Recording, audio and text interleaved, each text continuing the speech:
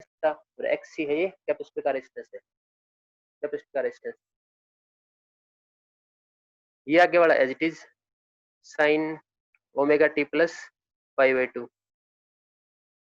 ये ईएमएफ अपन में रेजिस्टेंस है तो इसको करंट लिख सकते हैं, तो आई नोट आ गया sign omega T plus pi by two. ये करंट निकाल दिया हमने, तो करंट का आ गया फॉर्मूला।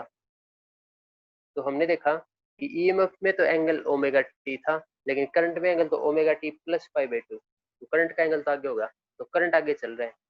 तो जब सर्किट के अंदर ओनली रेजिस्टेंस कनेक्टेड है, ओनली कैपेसिटर कनेक्टेड है, then only capacitor is connected in AC circuit, then current leads the EMF.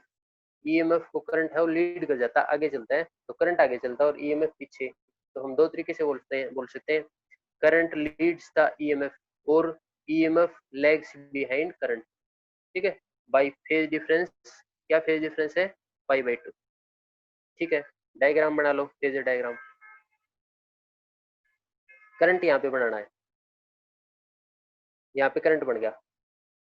तो करंट तो देखो आगे है कितने 90 के एंगल से, तो 90 एंगल से ईएमएफ पीछे है, तो ईएमएफ पीछे कर दो 90 एंगल से, तो ईएमएफ यहाँ पर है, तो ईएमएफ इससे 90 एंगल पीछे है, तो ये 90 हो गया, 90 डिग्री।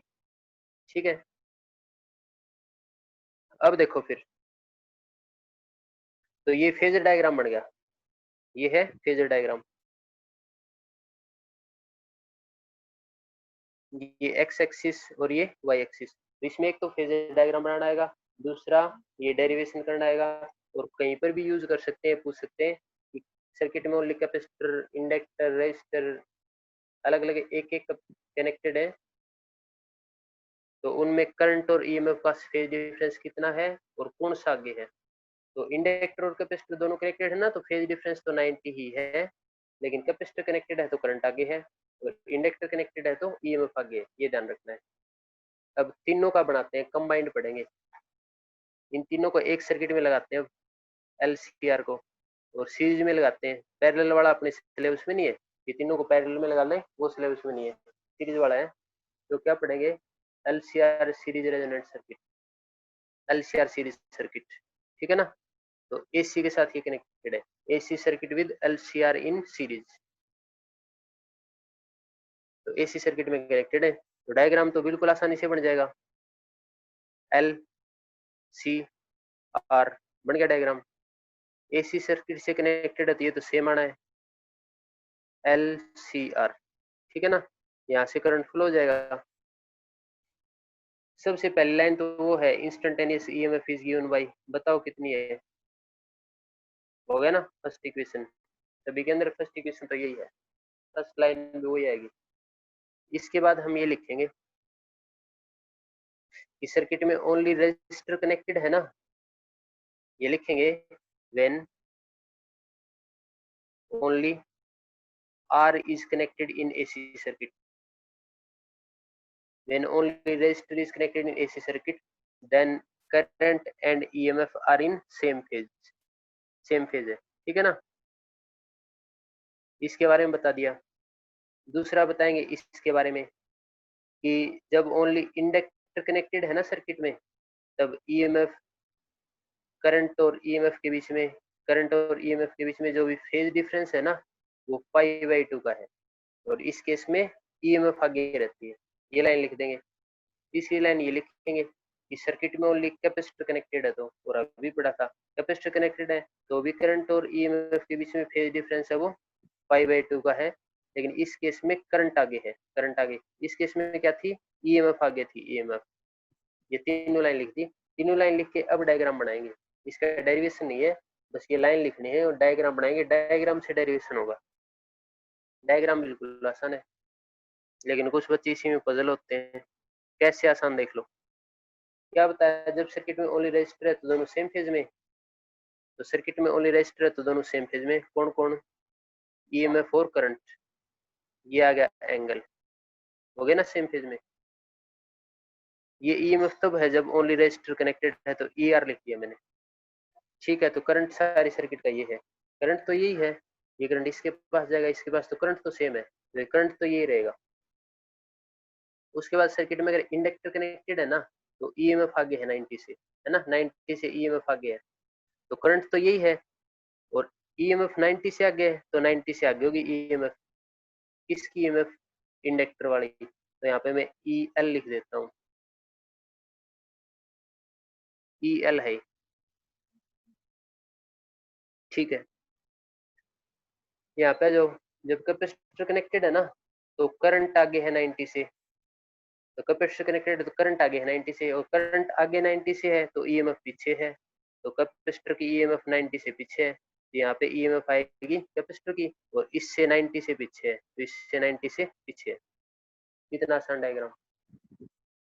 फिर या तो क्वेश्चन में दे रखा होगा या फिर हम खुद मानेंगे, क्योंकि अपोजिट डायरेक्शन में हो गए ना, अपोजिट डायरेक्शन में हो गए तो सब्ट्रैक्ट होकर रिजल्ट आएगा, तो ये अपोजिट डायरेक्शन में अगर हो गए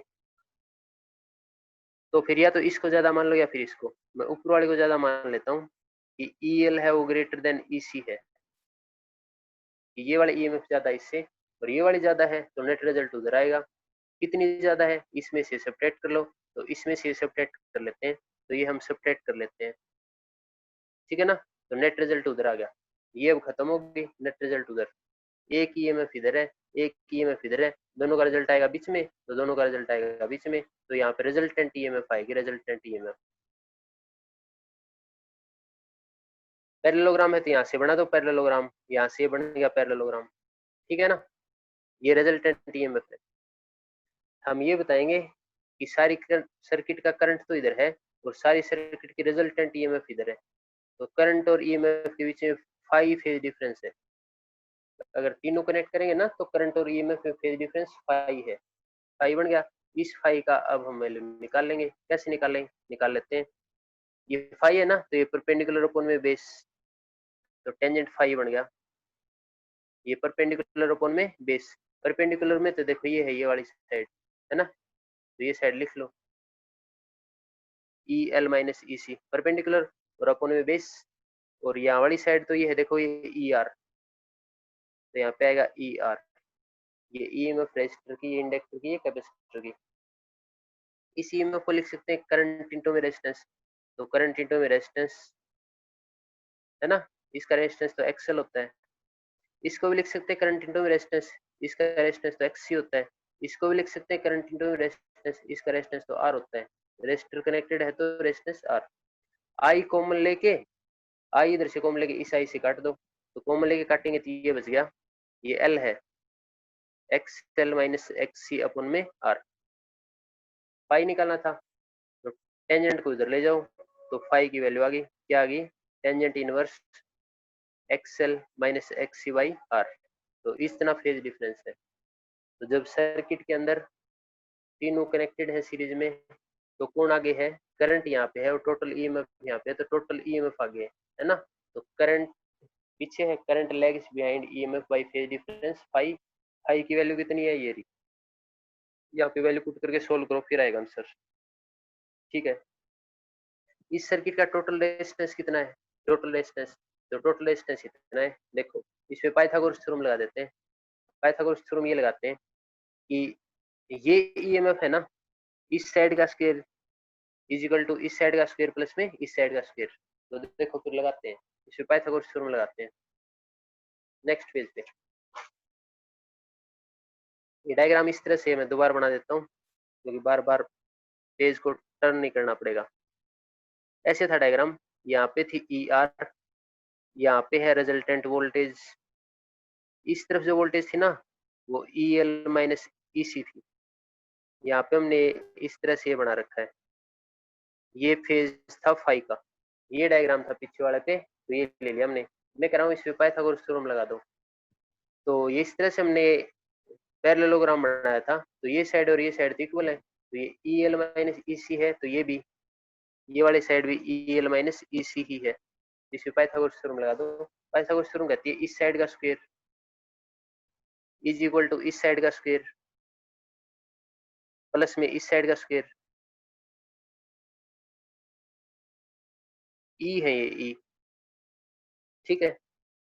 मैंने बताया था ईएमएफ तो क्या होती है, वोल्टेज करंट इंटू में रेजिस्टेंस, तो ये ईएमएफ है करंट इंटू में रेजिस्टेंस, और टोटल ईएमएफ है, तो टोटल ईएमएफ है तो टोटल रेजिस्टेंस को जेड से रिप्रेजेंट करते हैं, सर्किट के टोटल रेजिस्टेंस को जेड से, और जेड का नाम क्या है, इम्पीडेंस। इम्पीडेंस का मतलब total resistance in the circuit, या फिर combined resistance of circuit. Combined का मतलब LCR तीनों का। तो इसका रेजिस्टेंस IR और इसका स्क्वायर है तो स्क्वायर कर दो, इसका रेजिस्टेंस भी IR, इसका स्क्वायर कर दो, इसका रेजिस्टेंस भी IR, इसका भी IR, हो गया ना, स्क्वायर कर दिया। आई कॉमन ले लो तो आई स्क्वायर कॉमन आएगा, यहाँ से भी आई स्क्वायर कॉमन आएगा, ये आई स्क्वायर कॉमन लेके, और यहाँ पे भी आई स्क्वायर है, इस आई स्क्वायर से काट दो, आई स्क्वायर से काटेंगे तो यहाँ पे बच गया जेड का स्क्वायर, है ना। मैं स्क्वायर अभी लगा नहीं रहा, बाकी स्क्वायर है यहाँ पे। यहाँ पे बच गया आर का स्क्वायर, यहाँ पे बच गया XL माइनस XC और इस पूरे का स्क्वायर, तो इधर जेड का स्क्वायर बचा था, ये स्क्वायर हटा दो, स्क्वायर हटाएंगे तो अंडर द रूट। पूरी सर्किट का रेजिस्टेंस इतना है, इसका नाम क्या है, इसका इम्पीडेंस। इम्पीडेंस का मतलब इफेक्टिव रेजिस्टेंस इतना है।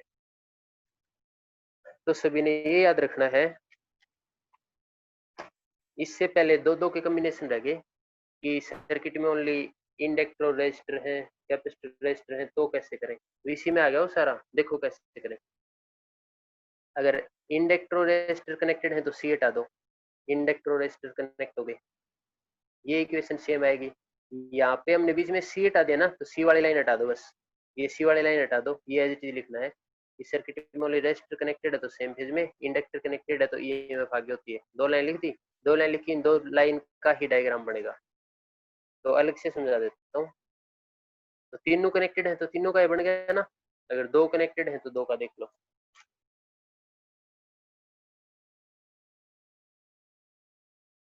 समझ में किस किस को आ रहा है, थंब इंप्रेशन देके बताओ, कभी नींद आने लग गई हो। थंब इंप्रेशन देके बताओ किस किस को समझ में आ रहा है।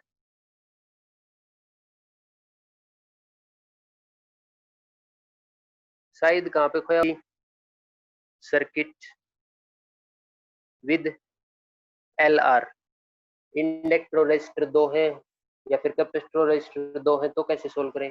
तो अभी जो तीनों वाला कर लिया ना, इसी के अंदर इसका डेरिवेशन बिल्कुल आसान है। चलो बना लेते हैं।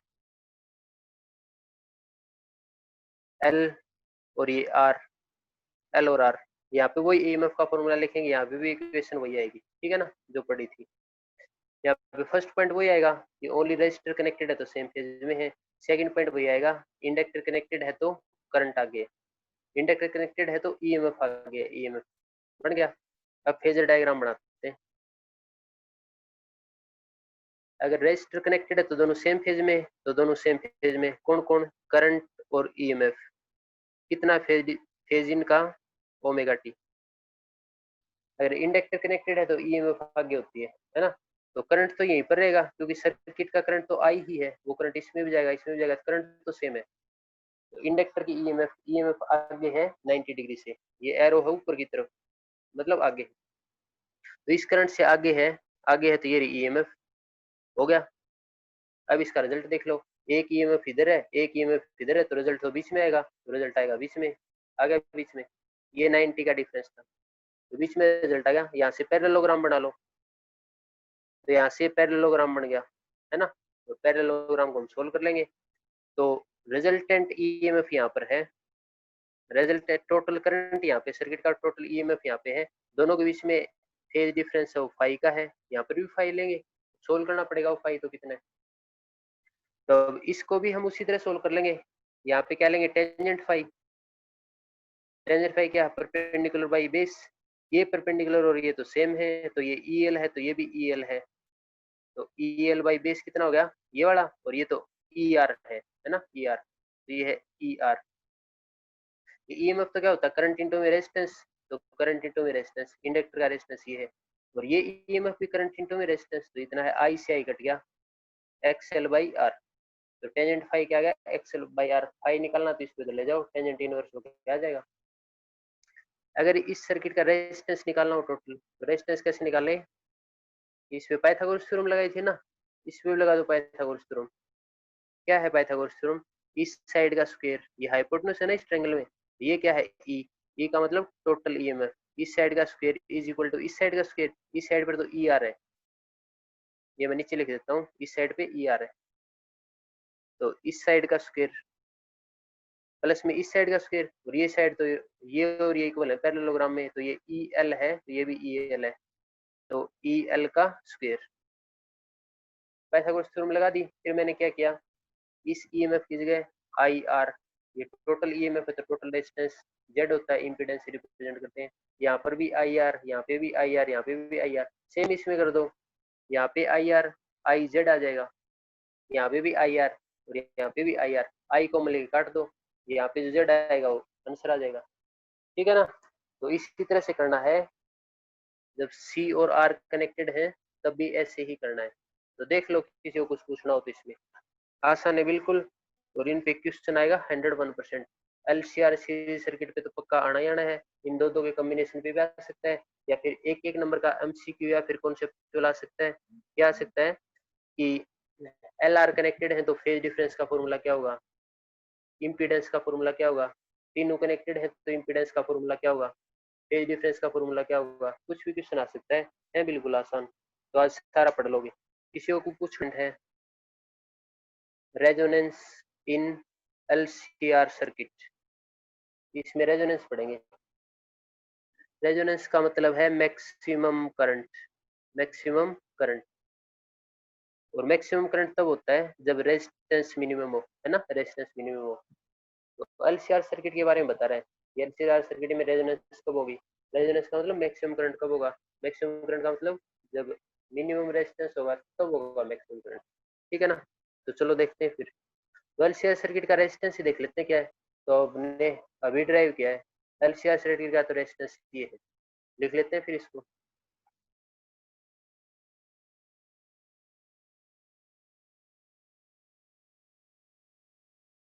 इतना रेजिस्टेंस, तो टोटल रेजिस्टेंस इसको इम्पीडेंस कहते हैं, है ना। तो ये रेजिस्टेंस कम हो जाए, ये रेजिस्टेंस का मतलब टोटल रेजिस्टेंस, तो टोटल रेजिस्टेंस जेड है। ये रेजिस्टेंस कैसे कम होगा, जब इन दोनों को हम इक्वल पुट कर देंगे, इन दोनों को इक्वल पुट कर देंगे ना, तो ये सेम में से सेम कैंसिल होकर जीरो आ जाएगा, आर स्क्वायर बच जाएगा, स्क्वायर से रूट कट जाएगा तो आर आ जाएगा। तो करंट मैक्सिमम कब होगा, करंट मैक्सिमम कब होगा, जब ये दोनों इक्वल होंगे, जब ये दोनों इक्वल होंगे, तो इन दोनों को इक्वल पुट कर देंगे तो ये जीरो हो जाएगा, तो हमारे पास जेड क्या आ जाएगा, ये जीरो होगा, under the root R square आ जाएगा, स्क्वायर से रूट कट गया तो जेड इक्वल टू आर आ जाएगा, जेड के इक्वल में आर।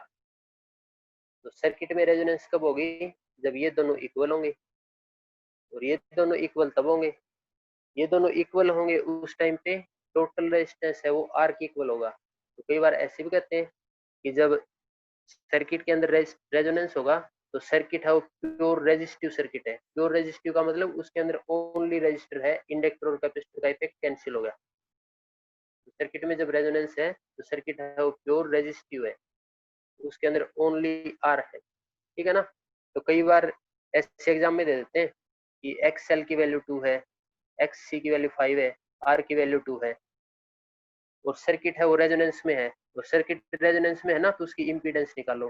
तो बच्चे क्या करेंगे, 2 की वैल्यू यहाँ पे पुट करेंगे, 5 की वैल्यू यहाँ पे, आर की वैल्यू यहाँ पर सोल्व करके निकाल देंगे तो आंसर आएगा गलत। तो साथ में ऐसे कर रखा है सर्किट रेजोनेंस में है, तो सर्किट रेजोनेंस में है तो जेड है वो आर के इक्वल होता है, तो जेड की वैल्यू क्या आएगी 2, सीधा लिख देंगे। ठीक है ना। तो ये बातें ध्यान रखनी है।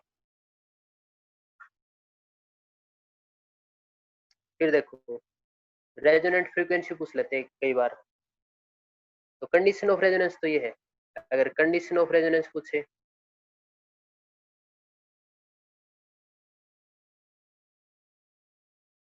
कंडीशन ऑफ रेजोनेंस पूछे तो ये है X L is equal to X C, capacity और reactance is equal to inductive reactance.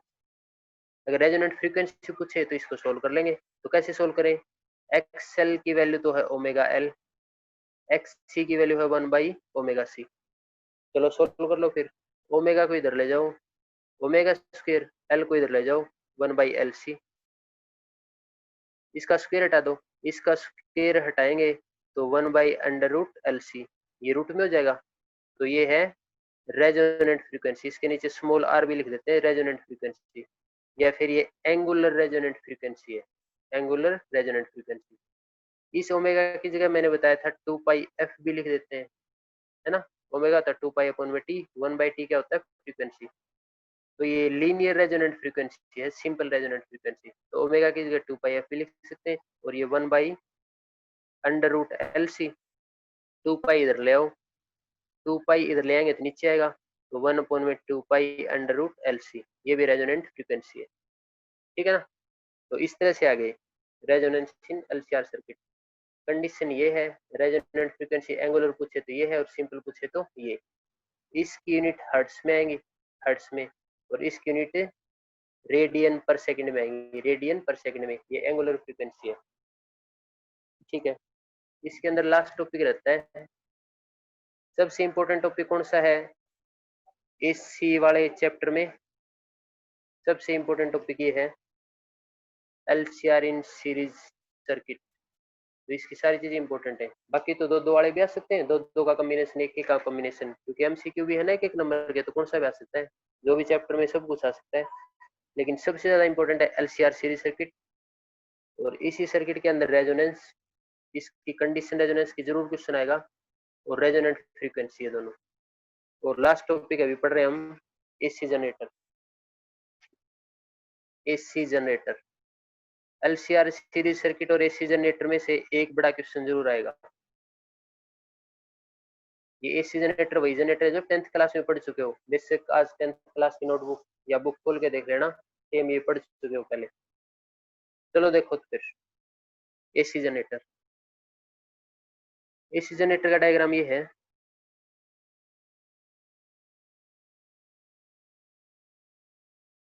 ये नॉर्थ पोल है,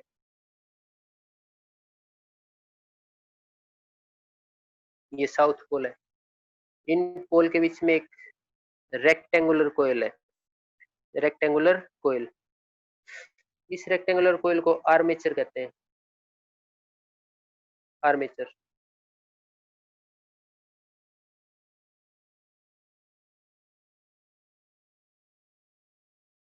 देखो फिर एक्टिव हो जाओ, लास्ट टॉपिक है, एक्टिव है सभी। चलो देखो एसी जनरेटर में क्या क्या है, नॉर्थ साउथ पोल के बीच में एक रेक्टेंगुलर कोयल रखी है, इसको आर्मेचर कहते हैं। इस कोयल पे यहाँ पे एक स्लिप रिंग होती है, तो R1 लिख देता हूँ। एक स्लिप रिंग यहाँ पे और है, इसको R2 लिख देता हूँ। इन स्लिप रिंग के साथ में ब्रश है, मेटालिक ब्रश, इसको B1 लिख देता हूँ। इसके साथ में मेटल के ब्रश है, इसको B2 लिख देता हूँ। तो ये B1 है, ये B2 है, मेटल के ब्रश। ये रिंग R1 और ये रिंग R2। यहाँ से एक वायर लेके, और यहाँ पे ऐसे करके यहाँ पे लोड रेजिस्टेंस है। इसका मतलब एसी जनरेटर जनरेटर चलेगा तो करंट बाहर आएगा, वो करंट हम यहाँ से बाहर लेंगे। जो भी आउटपुट लेते हैं ना वो लोड रेजिस्टेंस के अक्रॉस लेते हैं, तो ये है लोड रेजिस्टेंस। लोड का मतलब यहाँ से करंट आएगा बाहर, आउटपुट आएगा यहाँ से। क्या है इसकी वर्किंग?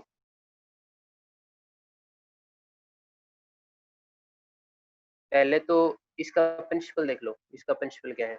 एसी जनरेटर का प्रिंसिपल है EMI। एसी जनरेटर का प्रिंसिपल, क्योंकि एक एक नंबर में प्रिंसिपल बहुत पूछते हैं, EMI।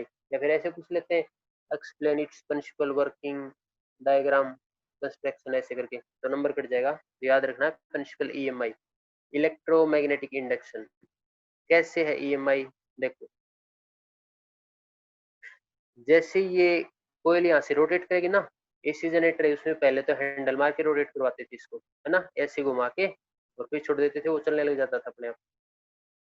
तो जैसे ही कोयल यहाँ से घूमेगी ना, ये नॉर्थ और साउथ पोल है, तो मैग्नेटिक फील्ड की डायरेक्शन ये, ठीक है। तो जैसे ये कोयल घूमेगी तो ये मैग्नेटिक फील्ड लाइन चेंज होंगी इसके अंदर। ऐसे है तो कुछ और मैग्नेटिक फील्ड लाइन क्रॉस कर रही है, ऐसे तो कुछ और, ऐसे है तो और भी ज्यादा क्रॉस कर रही है, और फिर ये घूम के नीचे आ गई तो फिर और भी क्रॉस कर रही है ना। तो जैसे रोटेट करेगी तो मैग्नेटिक फील्ड लाइन चेंज होगी, तो मतलब मैग्नेटिक फ्लक्स चेंज होगा। और जब भी मैग्नेटिक फ्लक्स चेंज होगा तो ईएमएफ बनेगी। हमने तो पढ़ रखा है, फैराडे के लॉ ने बताया था कि जब भी मैग्नेटिक फ्लक्स चेंज होगा तो ईएमएफ बनेगी, और ईएमएफ से यहाँ पे करंट इंड्यूस होगा। ईएमएफ बनेगी, उससे करंट इंड्यूस होगा। क्यों बढ़ेगा करंट? करंट तो होता है ईएमएफ अपॉन में रेजिस्टेंस, तो ईएमएफ बनेगी और रेजिस्टेंस ये रहा, तो इसमें करंट बन जाएगा इंड्यूस्ड करंट। ठीक है। इसमें जो भी करंट बनेगा ना, उस करंट का फॉर्मूला ये है, क्योंकि एसी है ना, तो एसी का करंट हमने पढ़ तो रखा है, I equal to I naught sine omega T. और एसी की ईएमएफ बनेगी वो कैसी बनेगी, E naught sine omega T, है ना, इस तरह से बनते हैं। तो करंट ये बनेगा। तो इस करंट में साइन का ग्राफ है, sign omega T. Sign omega T का मतलब इस तरह से बनेगा, इस तरह से। साइन ओरिजिन से स्टार्ट होता है, आई नोट का मतलब मैक्सिमम करंट आई नोट है, ठीक है ना। तो अब देखते हैं इस तरह का ही करंट बनेगा कि इसमें, देखते हैं। चलो देखो, इस कोयल को नाम दे दिया हमने R S, P Q R S. जैसे कोयल ऐसे रोटेट करेगी ना, कोयल ऐसे रोटेट करेगी, तो इसका ये वाला साइड नीचे की तरफ जाएगा, ऐसे रोटेट करेगी तो नीचे की तरफ, ये वाली साइड नीचे जाएगी। तो इस कंडक्टर की मोशन नीचे की तरफ है और मैग्नेटिक फील्ड इस डायरेक्शन में। तो कंडक्टर जब मोशन में हो ना, तो उसके उसमें करंट किस डायरेक्शन में बनेगा, ये राइट हैंड रूल बताता है। राइट हैंड रूल ये है कि central finger, first finger, thumb तीनों को आपस में परपेंडिकुलरली स्ट्रेच करेंगे। स्ट्रेच करेंगे तो ये तो मोशन की डायरेक्शन बताता है, कंडक्टर किस डायरेक्शन में मोशन में है, ये मैग्नेटिक फील्ड बताता है, और ये करंट की डायरेक्शन बताता है। तो राइट हैंड रूल का हम यूज करके, ये कंडक्टर ऐसे घूमेगा ऐसे, तो ये नीचे की तरफ जाएगा, तो मोशन नीचे की तरफ, मैग्नेटिक फील्ड इस डायरेक्शन में। तो इससे हम जो करंट देखेंगे ना, तो इससे देख ही लो करंट किस डायरेक्शन में बढ़ेगा। मोशन नीचे की तरफ, तो मोशन को कर दो नीचे की तरफ, और ये मैग्नेटिक फील्ड बताएगा मैग्नेटिक फील्ड इस तरफ है, तो ऐसे कर देंगे, मोशन नीचे की तरफ, मैग्नेटिक फील्ड इस तरफ। तो ये वाली फिंगर है ना, ये फिंगर इस तरफ आ गई, इस डायरेक्शन में, तो करंट इस डायरेक्शन में बढ़ेगा, ठीक है। ये डायरेक्शन कौन सी है, क्लॉकवाइज। तो जब ये कोयल यहाँ से नीचे जाएगी, ये आर एस पोर्शन नीचे की तरफ जाएगा, तो करंट क्लॉकवाइज बनेगा। तो हमने देखा कि करंट क्लॉकवाइज है। इसकी हाफ रोटेशन होगी ना, तब तक ये तो ये कोयल नीचे जाएगी, हाफ रोटेशन तक तो ये कोयल नीचे जाएगी, ये वाला पार्ट। और हाफ रोटेशन के बाद ये वाला पार्ट ही ऊपर आएगा।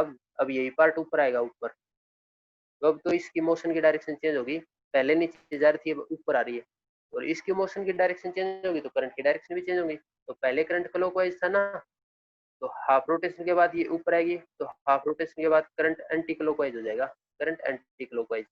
तो एंटी क्लॉकवाइज, तो हमने देखा राइट हैंड रूल से, ये पहले तो करंट क्लॉकवाइज है और हाफ रोटेशन के बाद एंटी क्लॉकवाइज, मतलब उल्टा हो गया, चेंज हो गया। तो यहाँ पर भी ऐसा ही है, एक कंप्लीट साइकिल तो यहाँ तक बनती है, ये हाफ साइकिल है, तो हाफ साइकिल तक अलग डायरेक्शन है करंट की, तो नेक्स्ट हाफ साइकिल में चेंज होगी, फिर नेक्स्ट हाफ साइकिल में चेंज होगी, फिर नेक्स्ट हाफ साइकिल में चेंज होगी। तो इसमें जो भी करंट हाफ साइकिल के बाद चेंज हो रहा है ना, वैसा करंट तो एसी करंट होता है। एसी करंट का फॉर्मूला ये है और डायग्राम ये तो इसकी थ्योरी थी, ये फॉर्मूला है। स्लिप रिंग का काम क्या है, जो ये यहाँ से ये रोटेट करेगा ना, रोटेट करेगा, तो वायर से कनेक्ट है, करंट भी बाहर चाहिए। तो स्लिप रिंग से ये वाली रोड है, ये वाला वायर है, स्लिप रिंग से स्लिप हो गया, ऐसे चलता रहेगा। इसमें जो भी करंट बढ़े ना, वो बाहर आ जाए टच होके। ब्रश का काम क्या है, ब्रश का काम ये है कि अगर ये रिंग ऐसे रोटेट करती है ना, तो कुछ टाइम के बाद घिस जाएगी, क्योंकि मेटल की रिंग है ना, फ्रिक्शन की वजह से घिस जाएंगी, खराब हो जाएंगी। इसलिए ब्रश लगा दिए मेटल के, क्योंकि ब्रश तो सॉफ्ट होते हैं ना, सॉफ्ट होते हैं, वो सॉलिड नहीं होते, इसलिए जल्दी खराब नहीं होंगे, इसलिए मेटल के ब्रश लगा रखे हैं, ठीक है।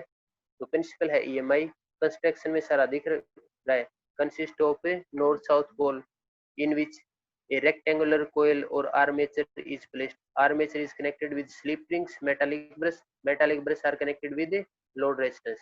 ये इसका कंस्ट्रक्शन है, ये इसकी थ्योरी है कि जब ये कोयल रोटेट करना स्टार्ट करेंगे ना, when armature starts rotating, then magnetic flux changes. When magnetic flux changes, then EMF is induced, which further induce AC current. फिर हम अलग से इसका एग्जांपल ले लेंगे।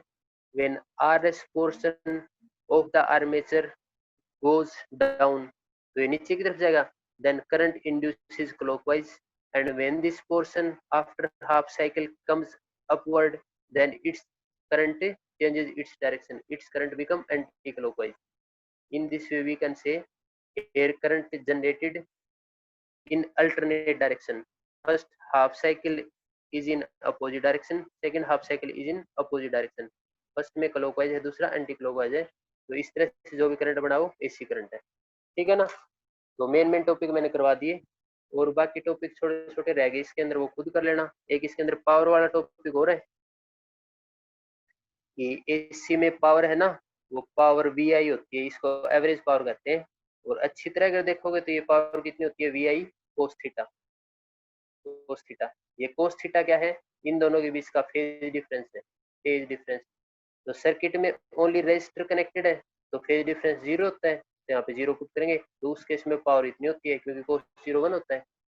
जब सर्किट में इंडक्टर या कैपेसिटर कनेक्टेड है तो फेज डिफरेंस 90 होता है ना, तो यहाँ पे 90 पुट करेंगे और कोस 90 जीरो होता है, और कोस 90 जीरो होता है तो जीरो आंसर आ गया। तो इंडक्टर और कैपेसिटर की पावर जीरो होती है, ये भी ध्यान रखना है, ठीक है ना। और फिर एक और इम्पोर्टेंट आता है wattless current. Wattless current, wattless का मतलब, वाट तो पावर की यूनिट है, तो वाटलेस, वाटलेस का मतलब पावर नहीं है। तो वाटलेस करंट का मतलब ऐसा करंट कहाँ पे है जहाँ पे पावर का यूज नहीं होता। तो देखो ऐसा करंट कहाँ पे है जहाँ पे पावर का यूज नहीं होता। पावर जीरो किस में है, इंडक्टर और कैपेसिटर। तो जब सर्किट में इंडक्टर और कैपेसिटर कनेक्टेड है ना, तो वहाँ पे जो भी करंट फ्लो होगा वो करंट पावर डिसिपेट नहीं करेगा, तो उस करंट को वाटलेस करंट कहते हैं। What is wattless current, it is the current in which there is no loss of power. यहाँ पे पावर का लॉस नहीं होता। पावर का लॉस क्यों नहीं होता, क्योंकि इंडक्टर और कैपेसिटर कनेक्टेड होंगे तो फेज 90 का होगा और कोस 90 तो जीरो होता है, तो सारी पावर डिसिपेटेड है वो जीरो है, पावर डिसिपेटेड है ही नहीं, ठीक है। किसी को कुछ पूछना हो तो हैंडल कर सकते हो। सिलेबस हमने मोस्टली सारा रिवाइज कर लिया, अच्छी तरह तैयारी करो और मार्क्स 85% से नीचे किसी के नहीं आने चाहिए।